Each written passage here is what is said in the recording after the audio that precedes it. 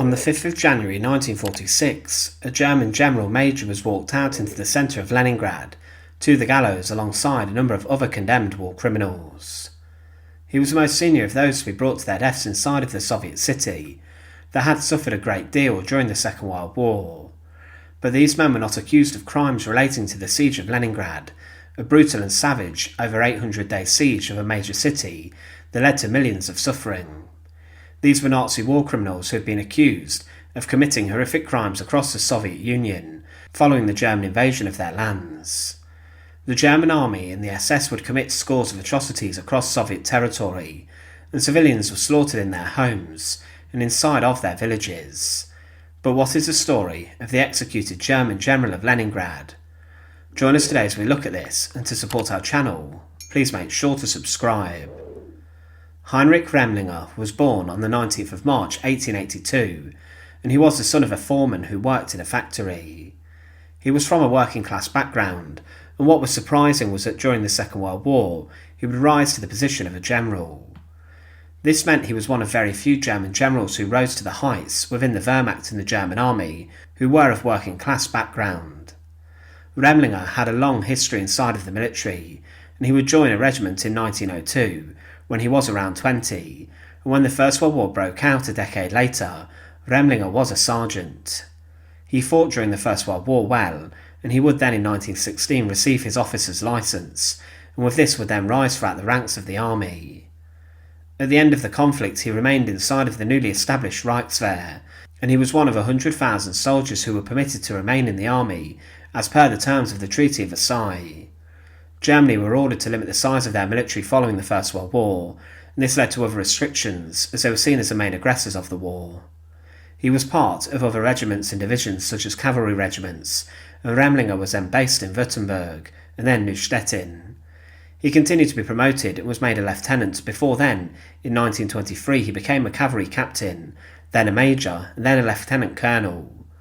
He was promoted throughout the rise of Hitler and the Nazis, but then in November 1938 he became the commandant of the Torgau military prison based in Fort Zinner.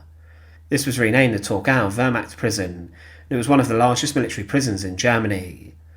Many German soldiers and other prisoners, including those from resistance groups, were held at Torgau, before they were then brought to their trial.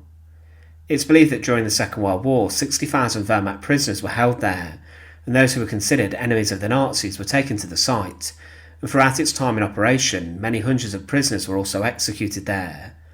Remlinger was based there early on, before the war broke out, but people were being rounded up in Germany and were being sent there. It is noted that as the commandant of the prison, he was considered a brutal and barbaric Nazi officer and guard, and inside here it's believed his rule over the camp was horrific. Guards would have been encouraged to violently beat prisoners, and Remlinger was known for this too. But as the Second World War broke out and Hitler invaded Poland, bringing the deadliest conflict in history to the doorstep of Europe, Remlinger was seen as a valuable asset, and these experienced military heads were considered a powerful thing for Hitler. Despite Hitler taking overall control of the military, he would place men like Heinrich Remlinger in power and in positions of control over thousands of soldiers and the overall effectiveness of different operations. Remlinger was promoted on the 1st of December 1942 to the rank of Major General, and as mentioned he was a working class man who had done his time in the military, but Hitler then saw his value and promoted him to become a general.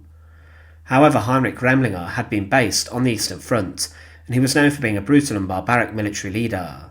At the end of the war, the crimes that he allegedly committed on the Eastern Front would come back to bite him.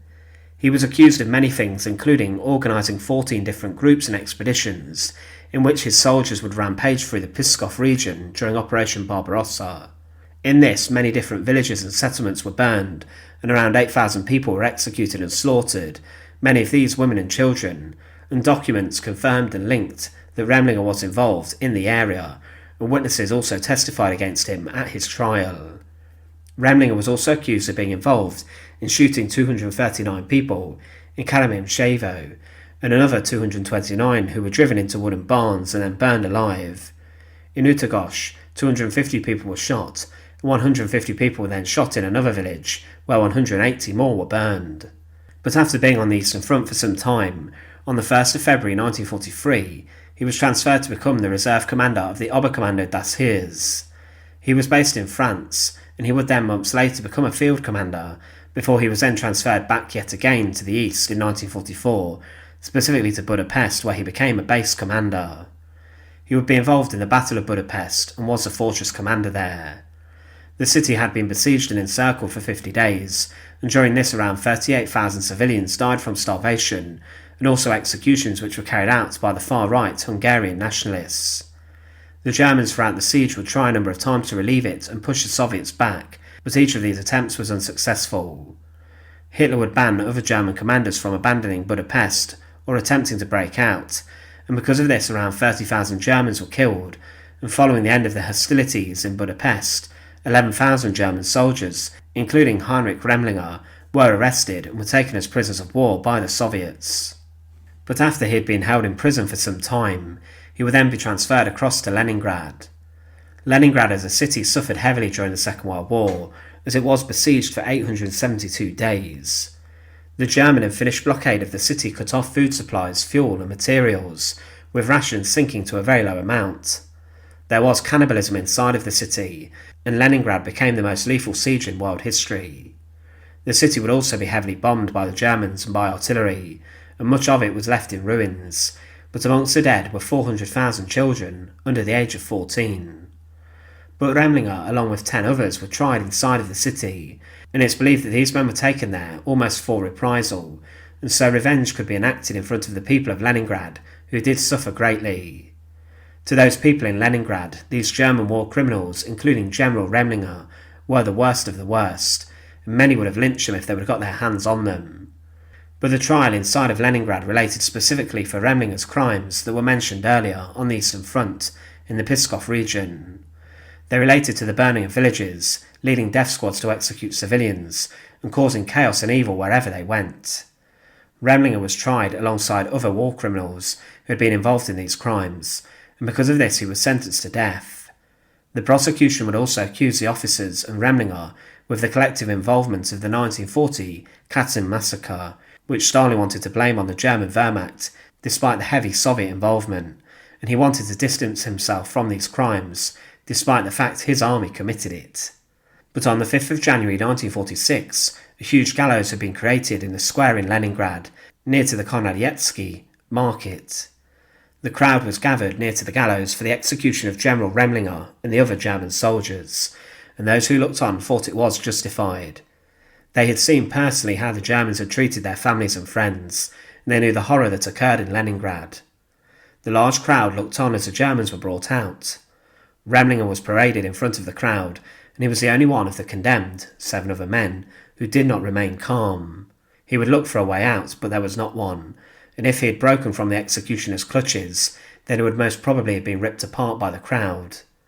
He was loaded onto the back of a truck, which was then reversed under the gallows, and the officials then told the crowd of his crimes, and the death sentence was read out. Then an executioner placed a noose around Remlinger's neck, and when this had been done, for every man on the gallows, then the trucks drove off, and General Heinrich Remlinger was left swinging from the gallows in the air, and he was slowly choking as he was executed. Following his execution, a Soviet guard was there to protect the remains, and some youths threw ice at the executed bodies. General Heinrich Remlinger was a man who rose to a rather senior rank inside of the military, and he would have rubbed shoulders with other generals such as Rommel. But he was a man who was convicted of being involved in many different war crimes, including the burning of villages and settlements and the slaughter of women and children. He had been employed as the commandant of a brutal army prison camp also, but inside of Leningrad he would be executed for his crimes, and the people of the city saw his execution as a small piece of justice for the suffering they had incurred during the Second World War. Thanks for watching. To support our channel, please make sure to subscribe, and once again, thank you so much for watching.